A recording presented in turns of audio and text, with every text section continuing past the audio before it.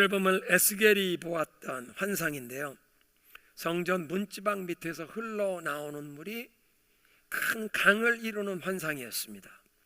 그리고 그 강물이 흘러가는 곳마다 생명이 살아나고 모든 것이 풍성할 것을 약속해 주시는 그런 말씀입니다.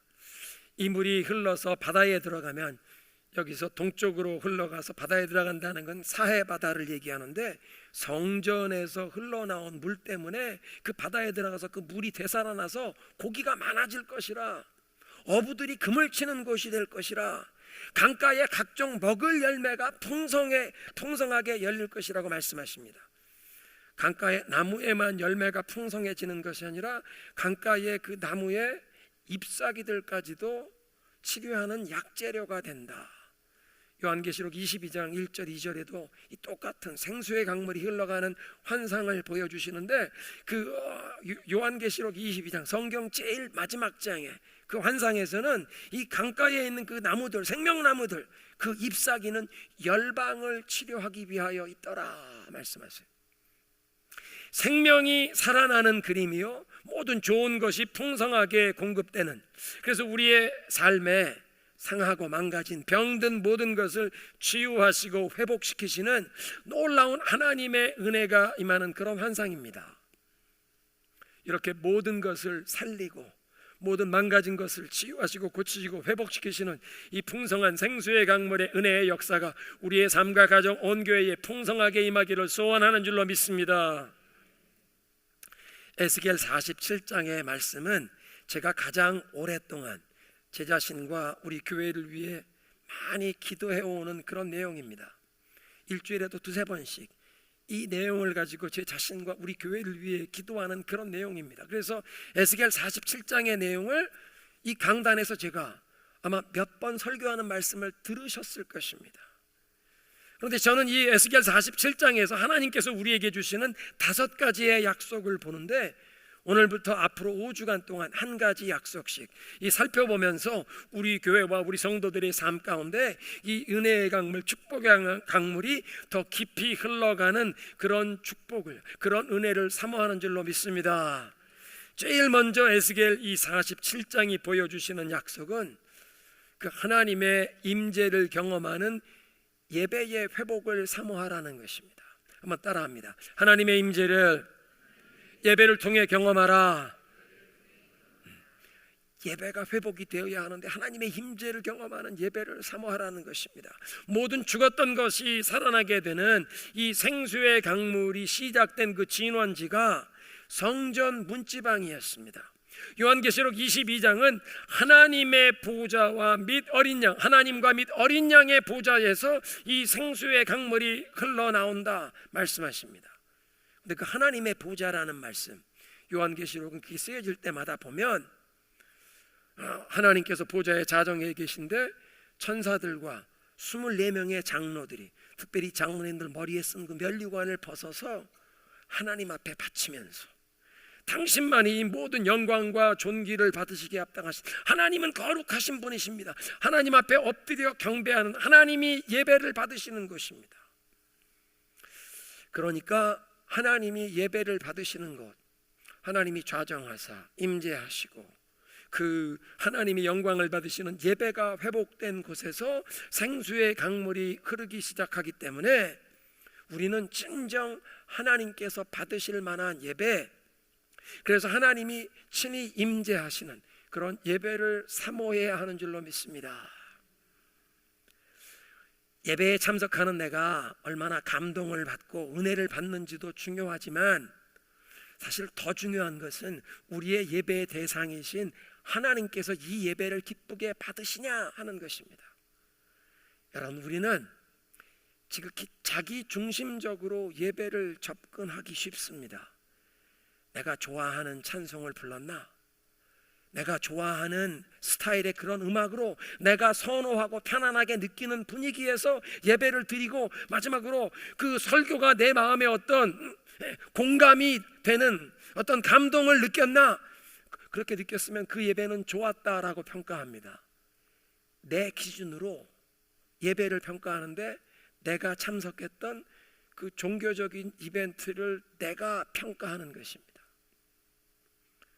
그런데 대조적으로 예배의 대상이신 하나님 중심적으로 이 예배를 우리가 생각한다면 어떤 장르 또는 어떤 스타일의 음악이 그 예배에 사용되는지 이런 외형적인 요소가 중요한 것이 아니라 마음의 중심을 하나님께서 살피신다는 그 사실을 기억하면서 우리가 드리는 예배를 하나님이 정말 기쁘게 받으시도록 우리의 온 마음을 다하여 하나님께만 집중하며 하나님을 예배하게 될 줄로 믿습니다. 하나님께서 참된 예배자를 찾으신다고 사마리아의 여인에게 예수님이 말씀하셨습니다. 예루살렘 성전이나 그 당시에 사마리아 사람들이 자기들의 성지로 여기던 그 세겜성 근처에 그르심산이 아니라, 그러니까 예배는 장소의 문제가 아니라 하나님은 영이시니 예배하는 자가 영과 진리로 예배할지니라. 하나님은 이렇게 예배하는 사람들을 찾으신다 말씀하셨습니다. 그러니까 하나님은 마음으로 드리는 예배를 찾으신다. 예수님 당시에 그 예루살렘엔 건축의 귀재였던 헤롯 대왕이 증축했던 그 예루살렘 성전이 그 웅장한 규모를 자랑하고 있었습니다.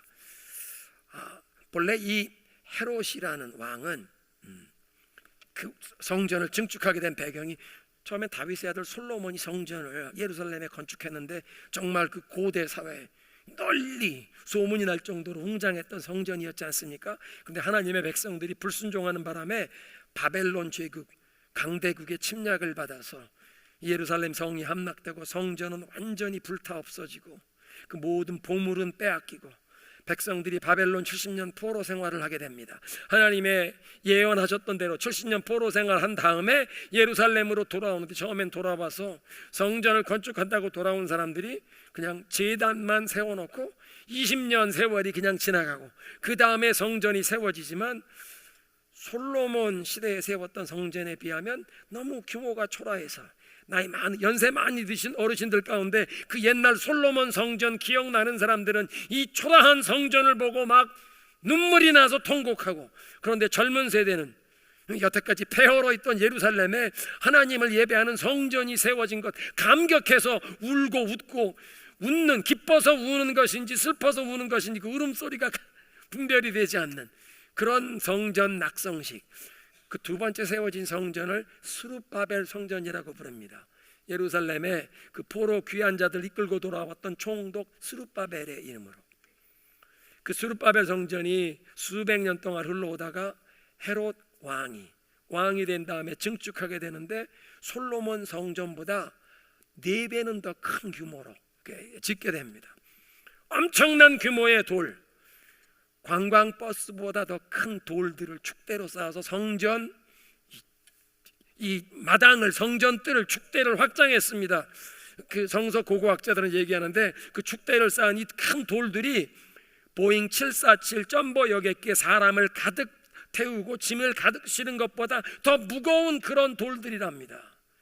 그 축대의 일부분이 지금도 남아 있어서 예루살렘에서 통곡의 벽이라고 부르는, 이게 헤롯 대왕이 성전 축대를 확장한 그 일부입니다.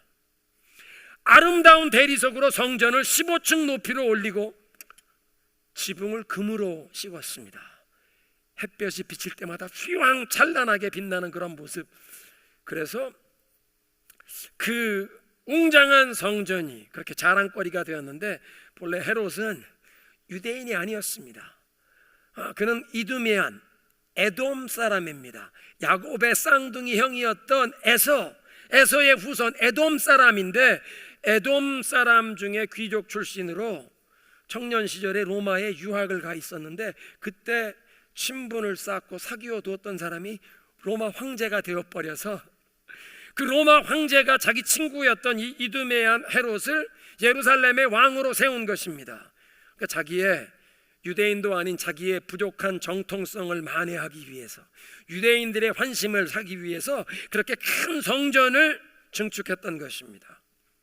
솔로몬 성전보다 더 웅장한 성전. 그래서 마가복음 13장에 보면 예수님께서 예루살렘 성에서 나오실 때 제자 중에 한 사람이 선생님 보십시오, 저 얼마나 성전이 웅전하고 저 엄청난 돌들을 보십시오. 예수님 뭐라고 하시죠? 네가 이 돌들을 보느냐? 그 돌 위에 돌 하나도 남김없이 다 무너지리라. 예수님께서는 지금 그 시대에 성전이 있었고 성전에 수많은 사람들이 모여서 아침과 저녁 제사가, 저녁 제사는 오후 3시에 드려집니다. 매일 그런 제사가 드려졌고 절기 때가 되면 10만 명이 먹는 사람들이 예루살렘에 모여서 그 성전에서 더 웅장한 그런 제사가 드려졌을 것입니다. 그런데 예수님의 말씀은 예루살렘 성전의 엄숙한 제사가 아니라 각 사람의 마음의 성전에서 영과 진리로 드리는 마음의 예배를 하나님은 찾으신다.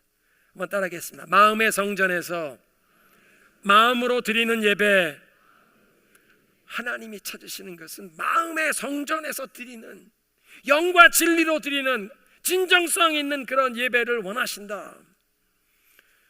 다윗 왕이 시편 51편에 그렇게 적었습니다. 하나님께서 구하시는 제사는 상한 심령이라. 하나님이여 상하고 통회하는 마음을 주께서 물리치지 아니하시리이다. 하나님께서 찾으시는 그 마음의 예배가 상하고 통회하는 마음이라고 하시는데, 그러면 우리는 무엇을 가지고 하나님 앞에 이렇게 상하고 통회하는 마음으로, 회개하는 마음으로 나와야 합니까? 마태복음 9장 13절에 예수님 이렇게 말씀하세요. 너희는 가서 내가 긍휼을 원하고 제사를 원치 아니한다는 말씀이 무슨 뜻인가 배우라. 제사를 원하시는 게 아니라 긍휼을 원하신다. 공동 번역 성경은 이렇게 번역했습니다. 너희는 가서 내가 바라는 것이 짐승을 잡아 나에게 바치는 제사가 아니라 이웃에게 베푸는 자비이다 하신 말씀이 무슨 뜻인가 배우라.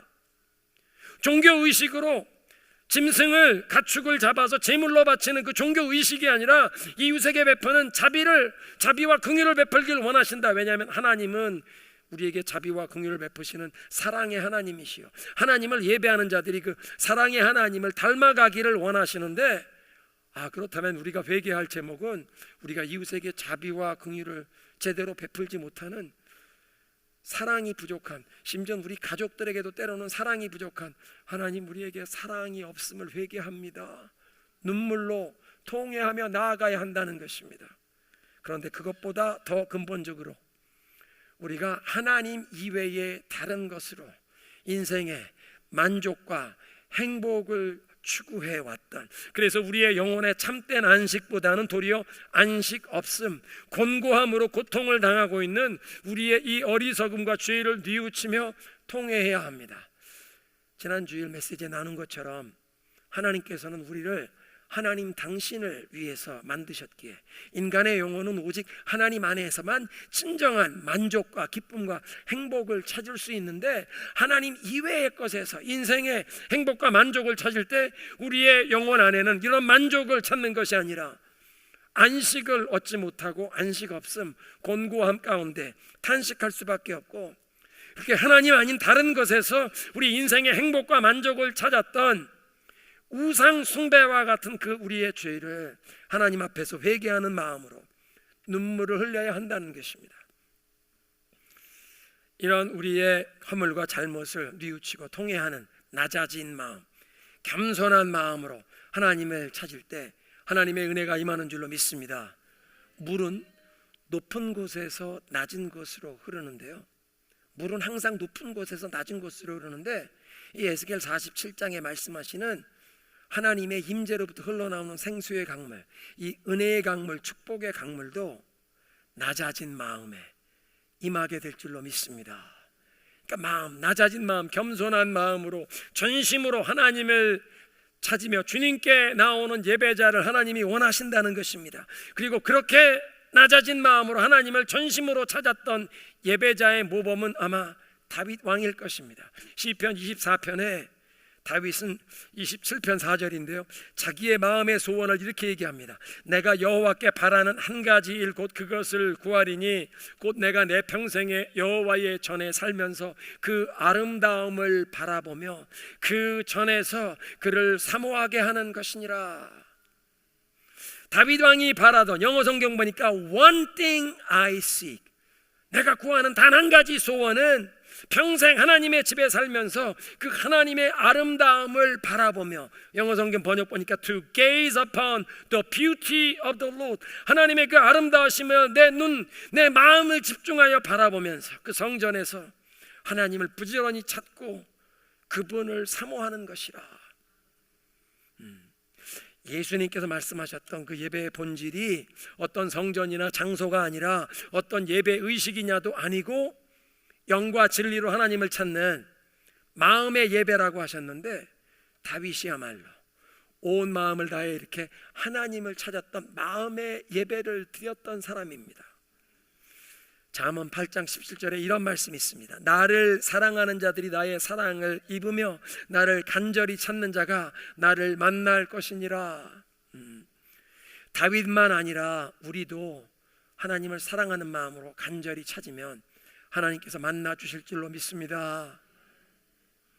이렇게 하나님께서 우리를 만나 주시는 예배, 그래서 우리의 찬양과 우리의 경배를 하나님이 기쁘게 받으시고, 그래서 우리의 부르짖음과 우리의 기도가 하늘에 상달되며 하나님의 말씀이, 하나님의 음성이 들려지는 하늘이 열린 예배를 우리는 사모해야 할 줄로 믿습니다. 여러분, 엘리야의 갈멜살 제단에 하나님께서 하늘에서 불을 내려 응답해 주신 것 기억나십니까? 이스라엘 백성들이 아합 왕과 이세벨 왕후, 왕궁에서 후원하는 그 바알 숭배, 우상 숭배 온 나라가 곁길로 빠져 있을 때 3년 반 동안 하늘이 닫혀 비가 내리지 않았습니다. 하나님께서 말씀을 주셔서 엘리야가 아합 왕 앞에, 백성들 앞에 나와 얘기합니다. 언제까지 너희가 방향을 잡지 못하고 이렇게 우왕좌왕하려느냐? 대결하자. 갈멜산에 모이자. 누가 참 살아계신 하나님인가 내기하자. 하늘에서 불로 응답하시는 그분이 살아계신 하나님이신 것을 증명하자. 바알의 850명의 이 바알의 제사장들이 아무리 외치고 하늘에서 불을 내려달라고 해도 바알이 응답할 수가 없습니다. 엘리야가 멈추라, 이제 내 차례다.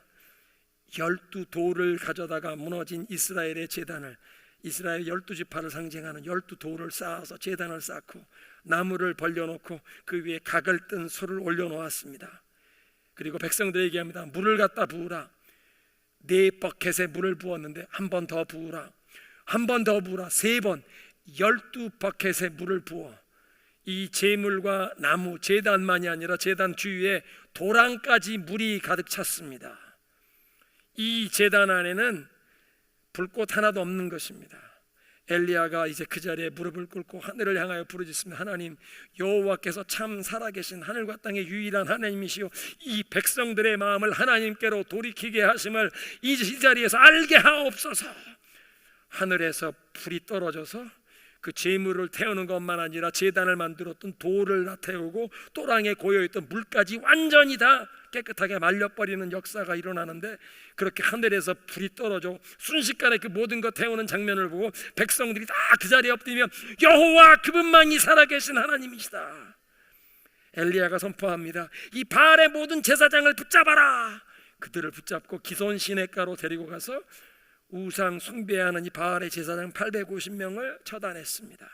나라에서 우상 숭배를 제거하기 위한 과정이었습니다. 여러분, 오늘날도 하늘의 불이 임하는 예배를 통해 우리의 삶 가운데 모든 우상 숭배를 다 청산할 뿐만 아니라 우리 인생과 우리 가정의 참된 주인이 예수 그리스도이심을 우리도 고백하게 될 줄로 믿습니다. 지난 주일에 우리가 함께 말씀에 배웠던 것처럼 예수님과 함께 멍에를 메고 예수님이 가시는 방향으로 예수님과 보조를 맞춰 발걸음 걷는 그런 인생으로 거듭나게 하시는 역사가 하늘의 불이 우리의 심령, 우리 가정, 우리 교회에 임하는 예배를 통해 나타나게 할 줄로 믿습니다. 그러니까 우리 모두를 향한 첫 번째 부르심은 예배의 회복입니다. 예배의 회복, 이 영적인 부흥을 통해 이 그리스도인들이 정말 주님과 동행하는 그런 기도와 순종의 발걸음을 통해 이 땅에 하나님의 구원과 하나님의 그 통치가 드러나게 하는 이 하나님의 나라가 세워지기에 우리는 하늘이 열린 하나님께서 불로 응답하시는 그 예배가 우리 덕구마 중앙장로교 이 제단에 우리 가정, 우리 심령에 임하기를 소원하는 것입니다. 마지막으로 이사야가 경험했던 하늘이 열린 그 예배의 경험, 이사야 6장의 말씀을 나누면서 오늘 메시지의 결론을 맺도록 하겠습니다. 이사야는 본래 그의 직업이 제사장, 성직자였기 때문에 매일 성전을 출입하며 아침 제사, 저녁 제사, 그 예배에 참석하는 것이 그의 일상이었을 것입니다. 그런데 이사야 6장은 어느 날 이사야에게 하늘이 열리고 하나님께서 보좌에 자정하신 장면을 보는 놀라운 일이 일어납니다. 그런데 그냥 무작위의 어느 날이 아니라 이사야 6장 1절을 보면 우시야 왕이 죽던 해에 그렇게 시작됩니다. 우시야 왕은 다윗의 후손 가운데, 그 예루살렘에서 왕이 된 사람 가운데 몇 안 되는 여호와 하나님을 잘 섬기는 신앙이 좋은 왕이었습니다. 그리고 이사야는 제사장이었는데 귀족 가문 출신의 제사장으로 왕궁에 자유롭게 출입하는 프리 패스가 있었던 그런 제사장입니다. 그러니까 자유롭게 왕궁을 드나들며 왕을 접견할 수 있는 그런 사람인데, 지금 나라를 통치하는 왕이 여호와 하나님을 잘 섬기는 신앙 좋은 왕이니까 제사장 이사야의 입장에서는 이 왕이 좀 듬직하고 마음의 의지가 되는 왕이었을 것입니다.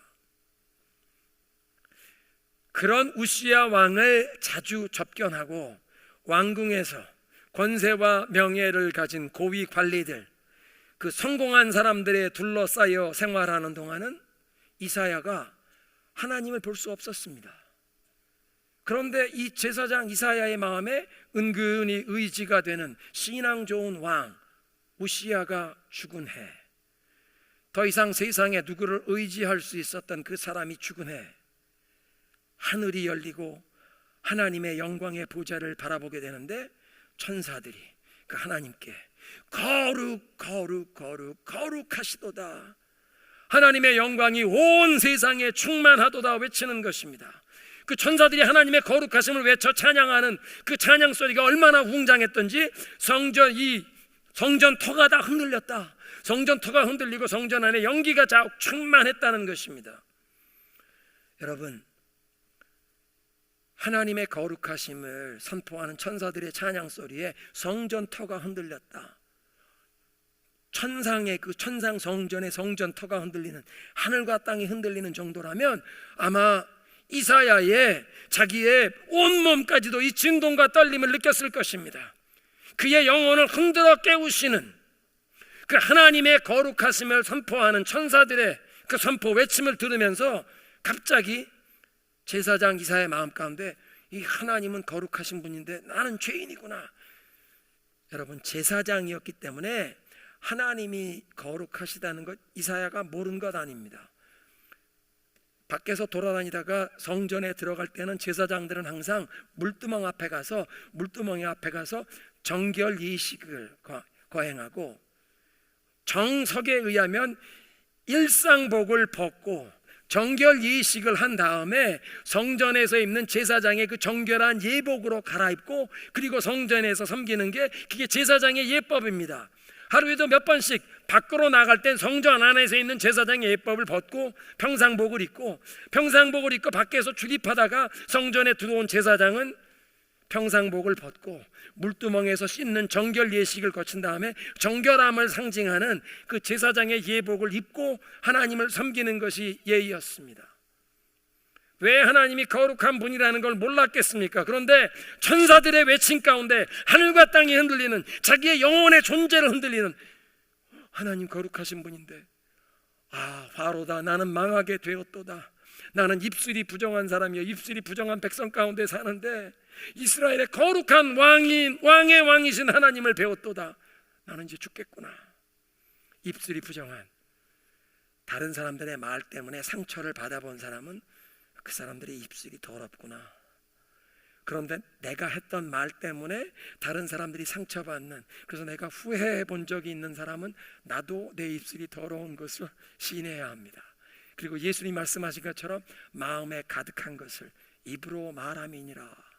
입으로 하는 말이 다른 사람에게 상처를 주는 사람은 우리 마음의 상태가 그렇다는 것입니다. 그러니까 주님, 나는 이 부정한 입술, 부정한 마음을 가진 사람인데 거룩한 하나님을 보았으니 나는 죽게 되었구나.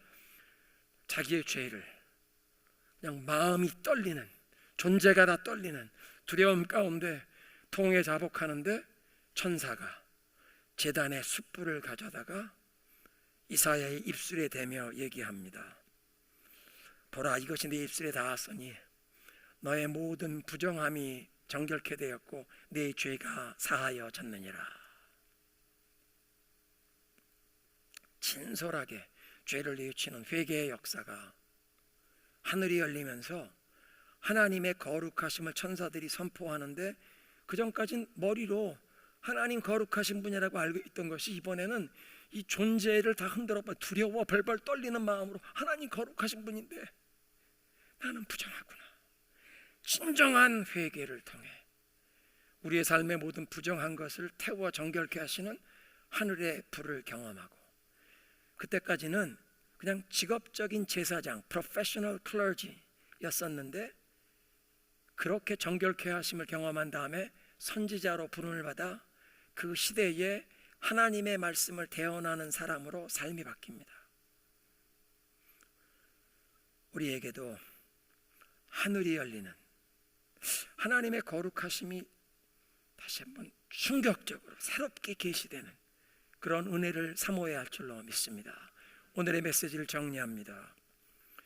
우리의 삶의 모든 죽었던 것이 살아나게 하시는 이 생수의 강물이 하나님과 및 어린 양의 보좌, 하나님이 영광 중에 좌정하사 예배를 받으시는 곳, 그 하나님의 임재, 예배가 회복된 곳에서 이 생수의 강물이 시작되기에 우리는 이제 예배의 회복을 사모하는 것입니다. 그런데 예수님께서 말씀하신 예배의 본질은 어떤 성전이냐, 어떤 장소, 어떤 의식이냐가 아니라 영과 진리로 예배하는 마음의 예배를 원하신다. 특별히 우리의 허물과 잘못을 뉘우치는 상하고 통회하는 그 마음의 제사를 원하신다. 하나님은 자비와 긍휼을 종교적인 의식보다도 원하시는데, 왜냐하면 사랑의 하나님, 그 사랑의 하나님을 닮아가기를 원하시는데 우리는 제대로 사랑할 줄 모르는, 심지어 가장 가까운 가족들도 때로는 제대로 사랑할 줄 몰라 서로 상처를 주고받는, 하나님, 우리는 사랑할 줄 모릅니다. 사랑이 부족합니다. 뿐만 아니라 하나님 아닌 다른 것으로 인생의 만족과 행복을 찾았던 우리의 이 우상 숭배를 회개합니다. 일평생 단 한 가지 소원이 하나님을 찾고 하나님의 그 아름다움을 바라보기 원했던 다윗처럼, 하나님, 우리 마음 가운데도 하나님을 이렇게 찾기 원합니다. 우리 속에 정한 영을 창조하옵소서.